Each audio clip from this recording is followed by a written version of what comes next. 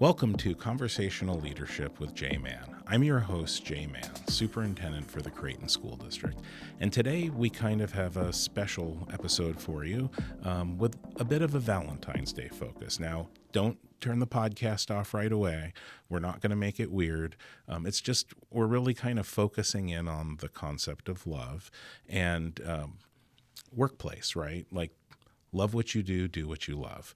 And I have the very best guest for this topic today with us, our Executive Director of Human Resources, Dr. Joel Laurin, who is the person who helps us bring in people that we love to work with, and he's one of the people that I truly love to work with. So welcome, Joel. Thank you, Jay. It's great to be here. I don't know that everyone will know who you are and what you do, so maybe a quick introduction, a little bit of your background. Certainly, I am the Executive Director of Human Resources for the Creighton School District. I've been a member of the Creighton family for 14 years now. Started in the curriculum department and then moved into principalships at two different schools, and was fortunate enough to be asked to serve in this role as Executive Director for Human Resources. Awesome.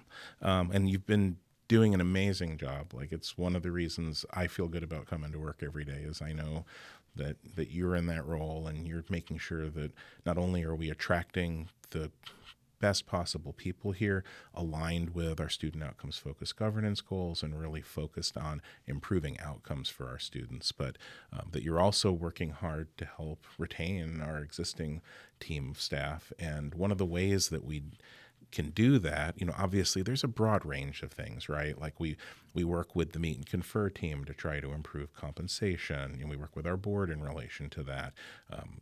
We are really pulling a lot of different levers to try to make Creighton a great place to work.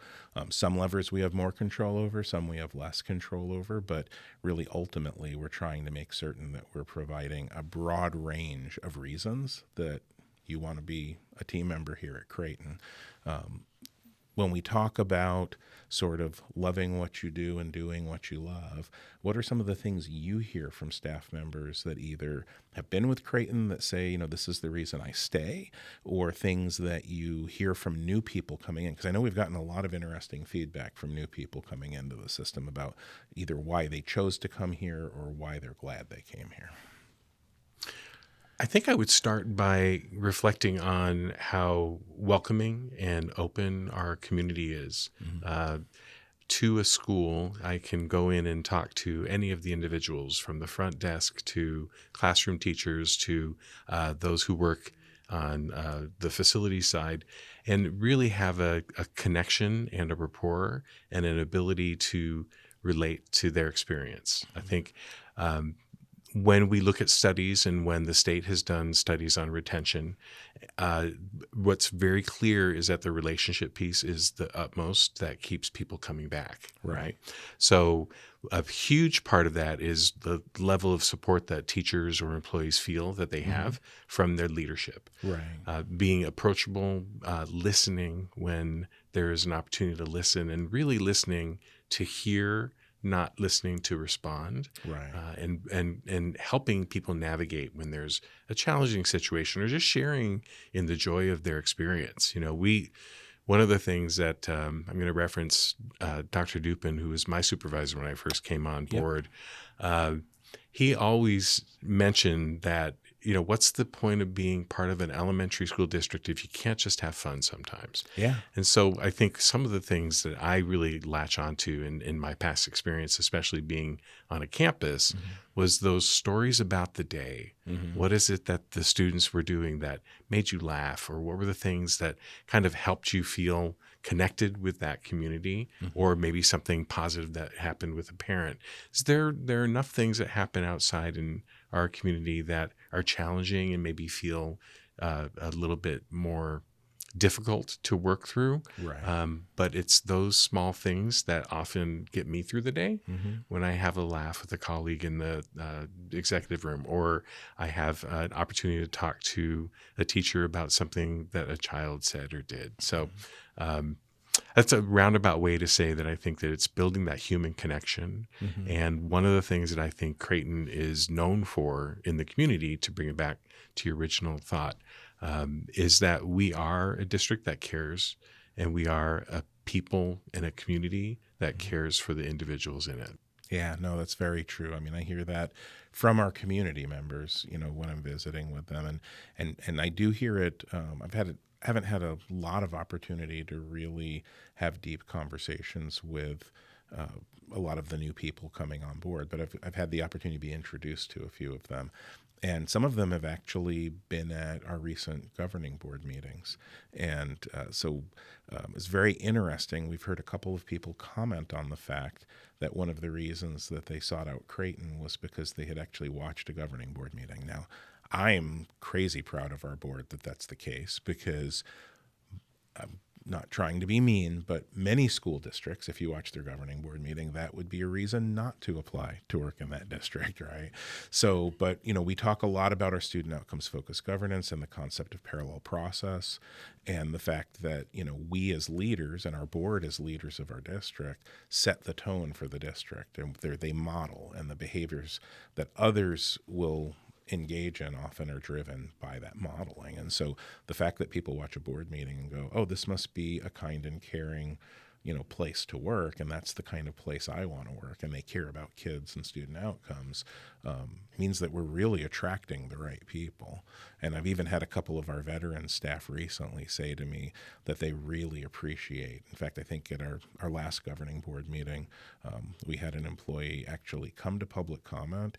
It is so rare someone comes to public comment to say something positive, but part of those positive comments was about what a great place this had become to work, and that our focus is correct. So that speaks to a lot of things in the district. I mentioned the board.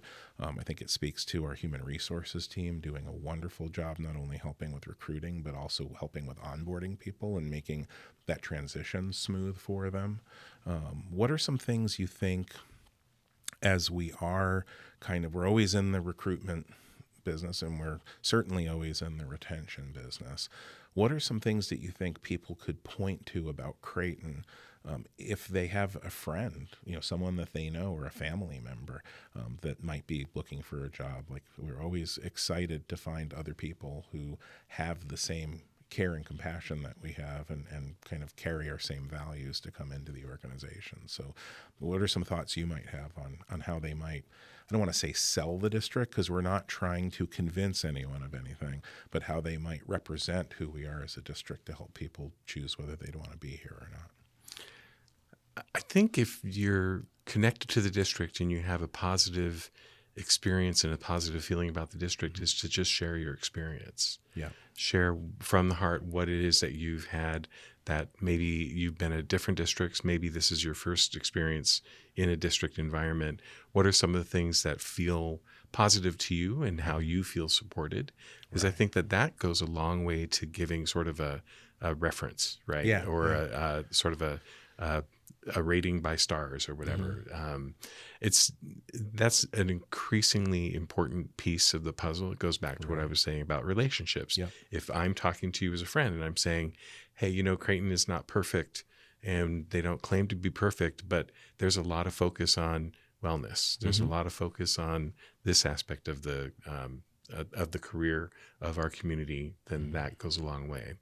I do think the language now is kind of flipping, that recruitment as retention, retention as recruitment is a really critical piece of what our process is. So it's not just about looking outside the district. It's looking within the district and making sure that we're doing the things that we need to do to retain those teachers and those staff members in all areas, and help them feel like they have a positive experience in the district. Well, and that made me think about something you've been talking about recently too. So that retention as recruitment isn't just keeping people where they're at in the district. I know one of the things you and your team are working on is trying to create some opportunities. And I know some of these things are in process still right now, but trying to create some opportunities for us to also grow people within the district. Because one of the concerns we get a lot is, well, I need to earn more, right? And money never seems to rain down on public education, but one of the ways that we can help people earn more is if you're a certified teacher, we have, growth opportunities based on the educational attainment that you have, right? That can increase your salary. Another thing that we could potentially do is if you're here and you're one of our classified employees, you're like an SSA or you're a paraprofessional, and you're interested in getting your teaching credentials or getting some other credential that would allow you to do something that maybe earns a little more in the district, we really want to support that. So what are some of the things that might be coming up or that you might want to preview or that we currently have in place to help employees with those opportunities? Recently, conversations with Grand Canyon University to kind of elevate their programs that include paraprofessional to the classroom programs, as well as extension of learning for teachers that are currently teachers. They will be providing monthly webinars that will be noticed in the Creighton Connection. Great. So please make sure that you're looking at Creighton Connection to know when those webinars are happening. We have a partnership with ASU that we've had for many, many years, and we are working toward increasing the number of student teachers that are at the Creighton district. In fact, we haven't shared much about this yet because we're still working on the details, but ASU has determined that Creighton is one of the 13 districts in the Valley that they're going to prioritize having student teachers in our programs. So for very many number of reasons, and we're very excited to elevate that process. So teachers that are interested in being mentors should be on the lookout for more information because there is a stipend available with that, as well as the unique opportunity to be part of the ASU community as an instructor. Yeah, that's very cool. And then the last one that we're working on, and we are in the application stage, we're finalizing the application. We're going to submit that to Arizona Department of Education. It's exciting to think about having an apprenticeship for our community where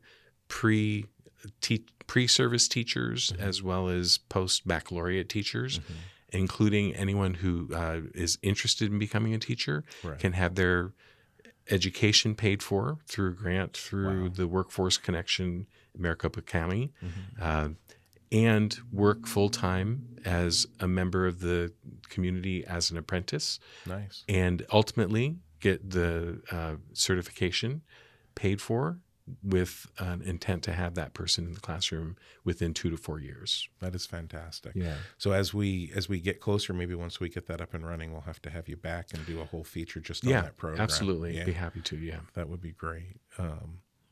So kind of to close out, share with us. So you've been here 14 years. I often share this story. You were the first Creighton team member that I interfaced with when I came on board, which was one of the reasons I was like, okay, I'm choosing the right place to be. What are the things, for Joel Laurin, what are the things that keep you coming back to Creighton? What is it that makes this a special place for you to work? It really is the relationships for me, as I know that I could go to other districts. I know I could leave the district or the educational field and do something different, but I feel like the roots that you establish are, for me, where I grow personally. And to have people that know me, appreciate the work that I do, and appreciate who I am as an individual, I think that really keeps me coming back. Oh, well, I'm very glad that you keep coming back. I really do believe you bring so much value to our organization and our staff. So appreciate you being a guest with us today. Appreciate everyone for listening today. Hopefully there was something in here that brought some value to you. But I think most importantly, you need to know that we very much appreciate you, that you bring value in our mind every day. And we're so thankful to not only have you on the team, but to have you here working with our students, working in our community, helping to support and create greater opportunities and better outcomes for our students. So thanks so much. Have a great Valentine's Day, and we will see you on the next Conversational Leadership podcast with Jay Mann. Thanks again, Joel. Thank you.